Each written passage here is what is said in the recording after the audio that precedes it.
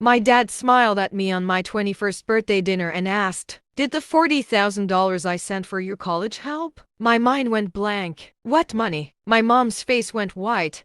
My stepsister smirked, and that's when I realized I'd been betrayed in the cruelest way imaginable. That night, I decided I wasn't going to stay silent anymore. If you've ever been underestimated, betrayed, or made to feel invisible, hit that subscribe button now. Like this video, and stay until the end. I promise this story of betrayal and revenge is one you won't forget. Let's dive in. I still remember that night, the kind of night that sticks in your memory, like the scent of smoke after a fire. It was my 21st birthday. Dad had flown in, dressed in his usual crisp suit, smiling as though nothing in the world could touch him. Mom had arranged a dinner at one of those fancy restaurants, the kind with low lighting and polished wood tables. My stepsister Emma was there too, and her grin was just a little too sharp, a little too knowing. The evening started off normal enough. We joked about college, my plans, the mundane details of life. Then, out of nowhere,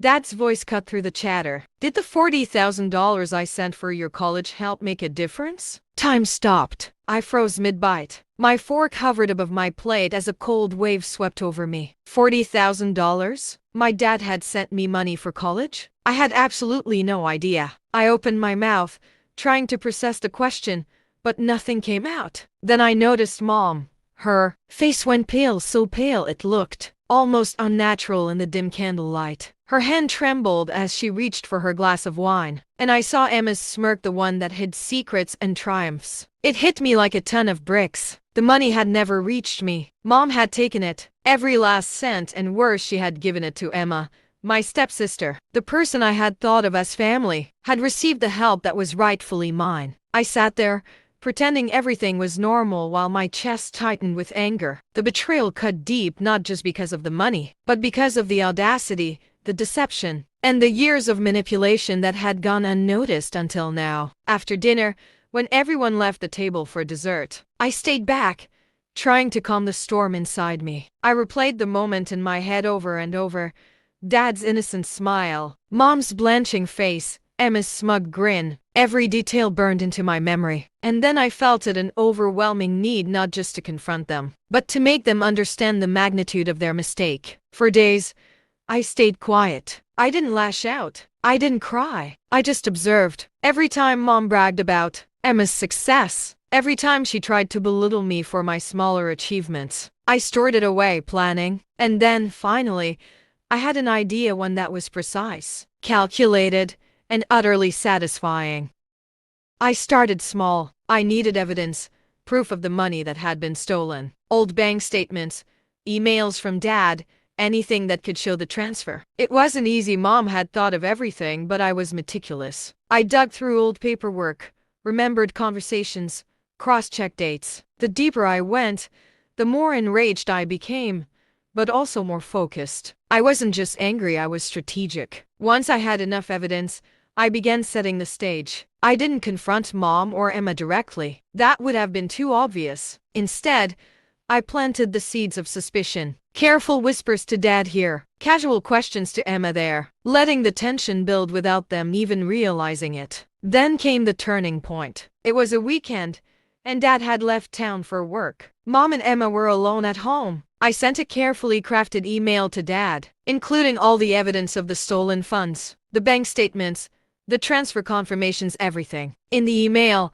I didn't add emotion or accusation, just facts. Cold, undeniable facts. The next evening, Dad returned. I was there waiting, trying to appear calm. Mom and Emma didn't know yet what had happened, but I could see it, the little signs that something was wrong. Mom's forced smile, Emma avoiding eye contact. And then Dad asked her, in that calm, measured tone that always made people uneasy, "Why didn't you tell me about this?" The tension in the room was palpable. Mom tried to deflect, tried to blame the bank, tried to look innocent, but Dad had the evidence now. Emma started to panic, realizing that her smug little smirk had been her undoing. And then it happened. Dad's voice, low and controlled, cut through the room. "This money was for her, not for you. Do you have anything to say for yourself?" I watched them unravel. Mom's face went the exact shade of white I had seen at dinner, only this time it was permanent. Emma looked like someone had just punched the air out of her lungs. They tried to shift blame,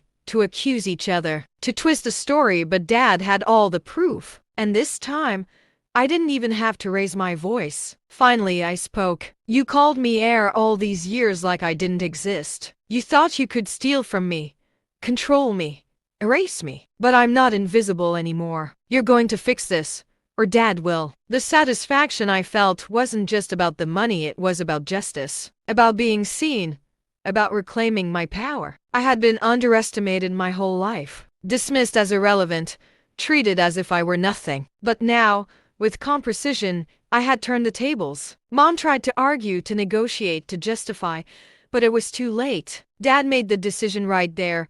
The money would be returned to me, and Emma would no longer receive special treatment at my expense. Mom would be held accountable for her betrayal. And for the first time in my life, I felt that sweet, undeniable sense of victory. Not just revenge, but recognition. I sat back, watching the chaos I had orchestrated, and finally breathed. The anger that had consumed me for weeks faded, replaced by relief and a quiet, deep satisfaction. They had underestimated me, and I had proven them wrong, not through yelling, not through confrontation, but through patience, strategy, and unwavering resolve. Betrayal cuts deep, especially when it comes from those you trust most. But this experience taught me that true strength isn't about lashing out, it's about observing, planning, and reclaiming your power. When justice is served thoughtfully, the satisfaction is immeasurable. If you've ever been underestimated or betrayed, leave a comment sharing how you stood up for yourself. Don't forget to like this video, subscribe for more incredible stories of revenge and justice, and share this with someone who loves a good comeback story. Remember, sometimes the most powerful victories come from patience and strategy.